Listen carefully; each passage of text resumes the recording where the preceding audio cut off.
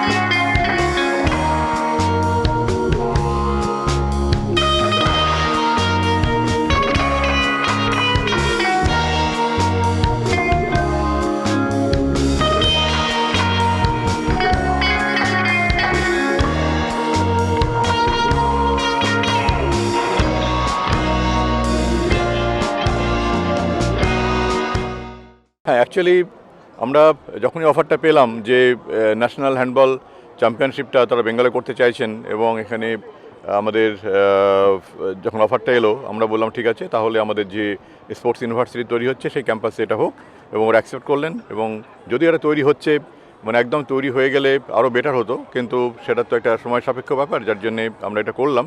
কিন্তু এটা এই হ্যান্ডবল চ্যাম্পিয়নশিপ দিয়ে আমরা এখানেও এই হ্যান্ডবল যে ট্রেনিংটা সেটা অলরেডি আমাদের বাচ্চাদেরকে শুরু হয়ে যাবে, এবং এখান থেকেও যাতে আমাদের বাচ্চারা ন্যাশনালি ইন্টারন্যাশনালি হ্যান্ডবল পার্টিসিপেট করতে পারেন, তার জন্য এই ট্রেনিংটা আজকের এই ইভেন্টের সঙ্গে সঙ্গে শুরু হবে।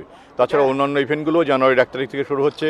আমরা প্রথমে 12টা ইভেন্ট দিয়ে আমরা শুরু করছি, যে সমস্ত ইভেন্টগুলো আমাদের বাচ্চারা বেটার করে এবং ন্যাশনাল ইন্টারন্যাশনালি তাদের যারা পার্টিসিপেট করে সেটা এখান থেকে এই ট্রেনিং প্রোগ্রাম। এবং যেহেতু আমরা এই চ্যাম্পিয়নশিপের ব্যাপারটা এখানে আমরা পেয়ে গেলাম, সেই জন্য এটা শুরু হলো।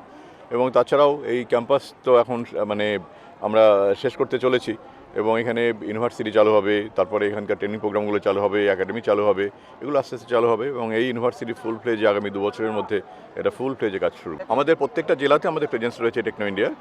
কোথাও কলেজ আছে, কোথাও ইউনিভার্সিটি আছে, কোথাও স্কুল আছে, প্রত্যেকটা ডিস্ট্রিক্টে আমরা কভার করেছি।